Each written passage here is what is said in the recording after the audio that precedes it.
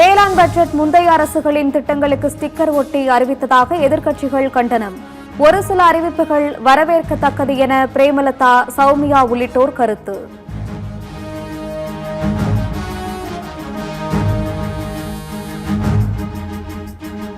தொலைநோக்கு பார்வையுடன் 2 பட்ஜெட்டுகளும் அமைந்துள்ளதாக முதலமைச்சர் விஜய் பெருமிதம். வளமான தமிழ்நாட்டை நோக்கிய நமது வெற்றி பயணம் தொடரட்டும் என உறுதி.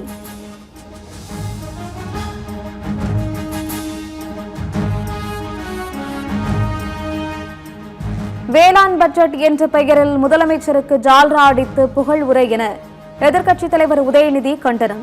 தாவேக ஆட்சியில் தண்ணீர்தான் வரவில்லை என்றால் வேளாண் பட்ஜெட்டில் திட்டங்களும் வரவில்லை என விமர்சனம்.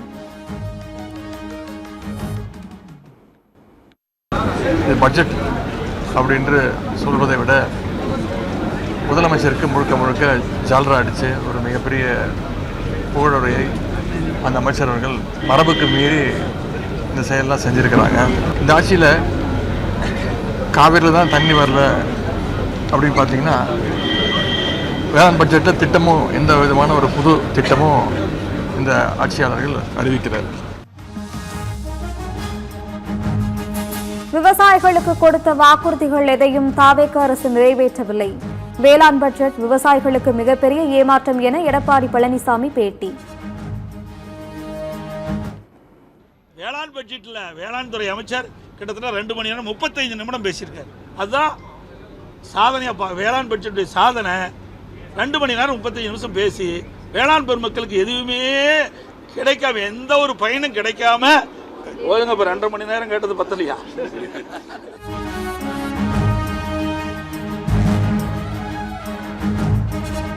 வறட்சி பற்றி பேசாமல் புகழ்ச்சி பாடி முதலமைச்சரின் உச்சி குளிர பாராட்டு மழை பொழிய பயன்பட்டதுதான் வேளாண் பட்ஜெட். மற்றும் ஒரு பெயர் மாற்ற நிகழ்வாக மட்டுமே நடந்து முடிந்துள்ளதாக திமுக தலைவர் ஸ்டாலின் குற்றச்சாட்டு.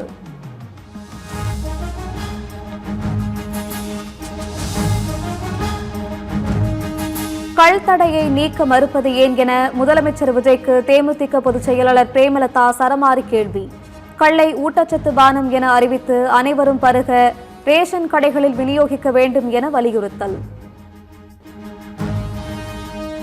பனை தொழில், அதை நம்பி இருப்பவங்க வாழ்க்கை கேள்விக்குறியா இருக்கு. இங்க நம்ம கல் இறக்கணும் என்று விவசாயிகள் பல ஆண்டுகளா கோரிக்கை வச்சுட்டு இருக்காங்க. பதப்படுத்தப்பட்ட அத கல் எல்லா இடத்துலையும் நம்மளுடைய ரேஷன் கடையிலேருந்து சாதாரணமாக அனைவரும் குழந்தையிலிருந்து முதியவர்கள் வரைக்கும் ஒரு ஹெல்த் ட்ரிங்காக அதை நீங்கள் கன்வெர்ட் பண்ணி கொடுங்க. விவசாயிகளும் அதனால் நல்லா இருக்க முடியும். பல்வேறு திட்டங்கள் அம்சங்கள் பட்ஜெட்டில் இருந்தாலும் தண்ணீருக்கான முக்கியத்துவம் வேளாண் பட்ஜெட்டில் இல்லை. நீர்ப்பாசனம், இலவச மின்சாரத்திற்கு முக்கியத்துவம் கொடுத்தால் மட்டுமே விவசாயம் செழிக்கும் என பாமகவின் சௌமியா கருத்து. கூட்டுறவு கடன்களை முழுமையாக தள்ளுபடி செய்ய வேண்டும் என்பதுதான் அந்த கோரிக்கை நிறைவேற்றப்படவில்லை. கூட்டுறவு கடன்கள் முழுமையாக தள்ளுபடி செய்யப்படவில்லை. அதற்கு ஒரு 14,000 கோடி ரூபாய் ஆகியிருக்கும். இலவச மின்சாரத்தை பற்றிய மிகப்பெரிய அறிவிப்புகள் வரவில்லை.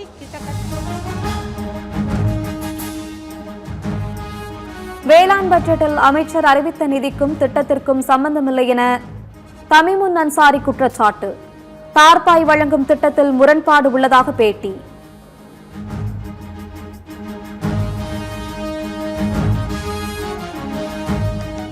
நடப்பாண்டில் 17,000 கோடி ரூபாய் அளவிற்கு பயிர்க்கடன் வழங்க இலக்கு நிர்ணயம். நெல் விவசாயிகளுக்கு 917 கோடி ஊக்கத்தொகை வழங்கவும் தமிழக அரசு முடிவு.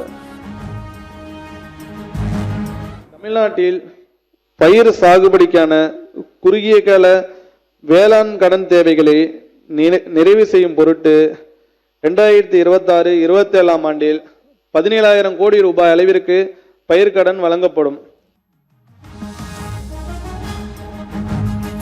விவசாயிகளுக்கு வழங்கும் இலவச மின்சார திட்டத்திற்கு 7,432 கோடி ஒதுக்கீடு.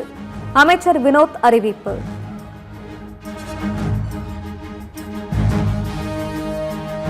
எல் நினோவால் தமிழ்நாட்டில் 12 மாவட்டங்களில் அதிக பாதிப்பு ஏற்பட்டு இருப்பதாக அமைச்சர் வினோத் உரை. வேளாண் பல்கலைக்கழகத்துடன் இணைந்து புதிய சீரமைப்பு திட்டம் மேற்கொள்ளப்படும் என அறிவிப்பு. இந்த ஆண்டு ஏற்பட்டுள்ள சூப்பர் எல்னினோ நிகழ்வினால் நாடு முழுவதும் பெரும் தாக்கம் ஏற்படும் என்று எதிர்பார்க்கப்படுகிறது. இதில் தமிழ்நாட்டில் 12 மாவட்டங்களில் அதிக தாக்கம் ஏற்படும் என்றும் கணிக்கப்பட்டுள்ளது. தமிழ்நாடு வேளாண்மை பல்கலைக்கழகத்தால் அனைத்து மாவட்டங்களுக்கும் தயாரிக்கப்பட்டுள்ள மாவட்ட வேளாண்மை இடை ஏற்பாட்டு திட்டம் டிஸ்ட்ரிக்ட் அக்ரிகல்ச்சர் பிளான் மாவட்ட ஆட்சியர்களுக்கு அனுப்பப்பட்டு அவற்றில் குறிப்பிடப்பட்டுள்ள நடவடிக்கைகளை ஒருங்கிணைந்த முறையில் செயல்படுத்த அனைத்து ஏற்பாடுகளும் தீவிரப்படுத்தப்பட்டுள்ளன.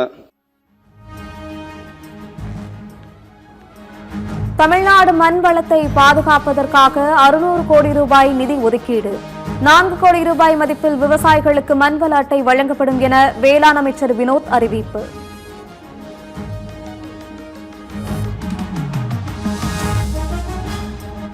வேளாண் விளைபொருட்களுக்கு 100% பயிர் காப்பீடு திட்டத்திற்கு 648 கோடி ரூபாய் ஒதுக்கீடு. குறுதானியங்கள் சாகுபடியை 2 மடங்காக அதிகரிக்க 7.61 கோடி ரூபாய் நிதி.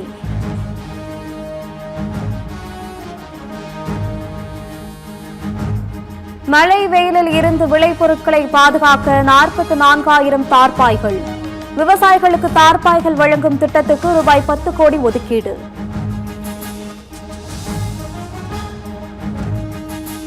$24,000 விவசாயிகளுக்கு மானியத்தில் வேளாண் இயந்திரங்கள் மற்றும் கருவிகள் வாங்க 227 கோடி ரூபாய் ஒதுக்கீடு.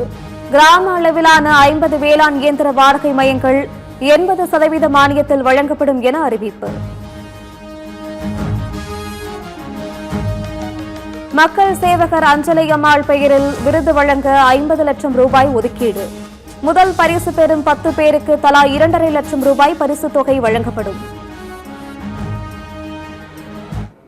மக்கள் சேவகர் அஞ்சலை அம்மாள் சிறு குறு விவசாய விருது மாநில அளவிலான பயிர் விளைச்சல் போட்டிகள் நடத்தப்பட்டு சிறுதானியங்கள், பயிர் வகைகள், எண்ணெய் வித்துகள் உள்ளிட்ட 10 பயிர்களில் அதிக மகசூல் பெறும் முதல் 3 விவசாயிகளுக்கு முறையே 2,50,000 ரூபாய், 1,50,000 ரூபாய், 1 லட்சம் ரூபாய் என மொத்தம் 30 விவசாயிகளுக்கு பரிசுகள் வழங்க 50 லட்சம் ரூபாய் மாநில நிதியிலிருந்து ஒதுக்கப்படும்.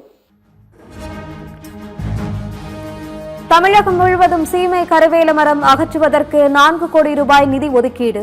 கள்ளக்குறிச்சியில் எத்தனால் தயாரிப்பு ஆலை அமைக்க திட்ட வரைவு அறிக்கை தயாரிக்கப்படும் என வேளாண் பட்ஜெட்டில் அறிவிப்பு.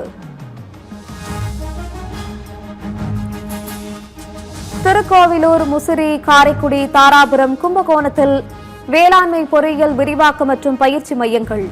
வேளாண் நிதிநிலை அறிக்கையில் அமைச்சர் வினோத் அறிவிப்பு.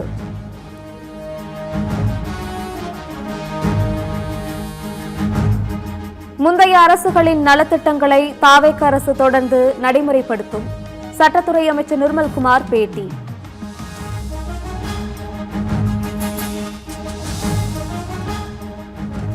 நிதி நிலைமையை மேம்படுத்த ஸ்டாலின், இபிஎஸ் அரசுகள் என்ன செய்தன என அமைச்சர் நிர்மல்குமார் கேள்வி. நிதி நிலைமை சீரான பிறகு புதிய திட்டங்கள் அறிவிக்கப்படும் என்றும் பேட்டி.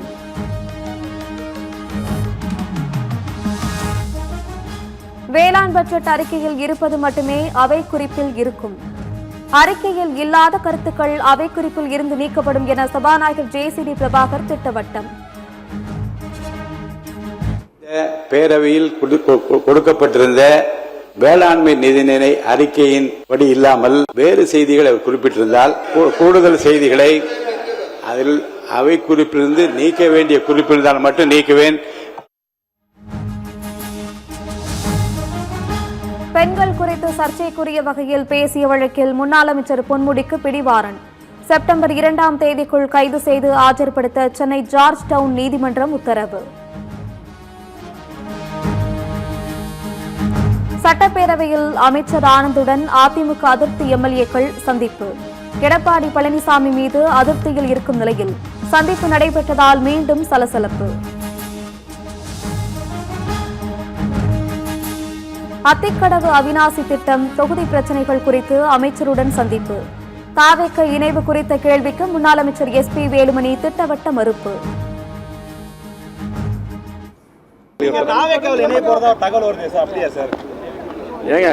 எல்லாருக்கும் அதிமுக இருக்கிறவங்களுக்கு பிடிக்கலையா? இந்த மாதிரி ஒரு பரப்பிட்டு இருக்கு. அதிமுக இருக்கிற இது எங்க கட்சி, இது தெளிவுபடுத்தியாச்சு. எப்ப திமுக ஆட்சி 5 வருஷமா அவங்க எதுவும் பண்ணல. மீண்டும் பழையபடி வளர்ச்சி கொடுக்கணும். அந்த அடிப்படையில் தான் இப்ப அதிக திட்டம் 2க்காக நாங்கள் போய் பார்த்தோம். நான் ஏன் எடப்பாடி பழனிசாமியை சந்திக்க வேண்டும்? அவருக்கும் தங்களுக்கும் என்ன சம்மதம் இருக்கிறது என முன்னாள் அமைச்சர் CV சண்முகம் ஆவேச பேட்டி.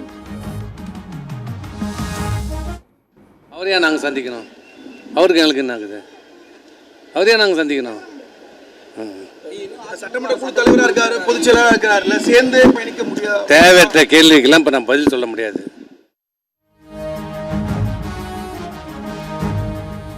தலைமைச் செயலகத்தில் இருந்து வீட்டிற்கு புறப்பட்ட எடப்பாடி பழனிசாமி மீண்டும் உதயநிதி காரில் ஏற முயன்றதால் பரபரப்பு. அதிகாரிகள் தடுத்து நிறுத்தி வேறு காரில் வழி அனுப்பினர்.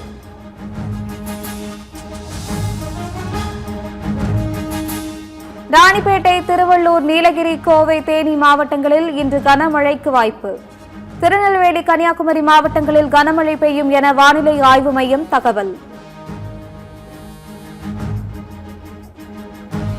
சென்னை, திருவள்ளூர், செங்கல்பட்டு, காஞ்சிபுரம் உள்ளிட்ட 10 மாவட்டங்களில் நாளை மிதமான மழை பெய்யலாம். வானிலை ஆய்வு மையம் கணிப்பு.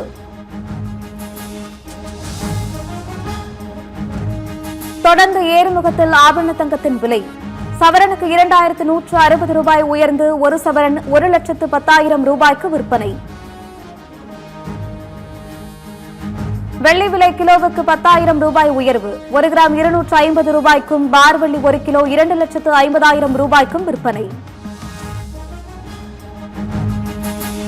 சென்னை மாநகர அரசு பேருந்து அறிவிப்பு பலகையில் சர்ச்சை. தக்காளி வெற்றி கழகம் என திரையில் ஓடியதால் பயணிகள் அதிர்ச்சி.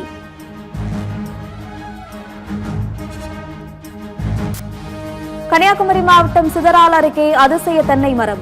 மரத்தின் 15 அடி உயரத்தில் குலைகளுடன் 3 கிளைகள் பிரிந்து கிடக்கும் அரிய மரத்தின் வீடியோ வைரல். டெல்லியில் அதிகாலை முதல் வெளுத்து வாங்கும் கனமழை. பல்வேறு சாலைகளில் தண்ணீர் தேங்கி இருப்பதால் வாகன ஓட்டிகள், பாதசாரிகள் அவதி. ஹரியானா மாநிலம் குருகிராமில் பெய்த தொடர் மழையால் நகரில் பெரும்பாலான பகுதிகள் வெள்ளக்காடு. பல இடங்களிலும் போக்குவரத்து பாதிக்கப்பட்டதால் வாகன ஓட்டிகள் அவதி.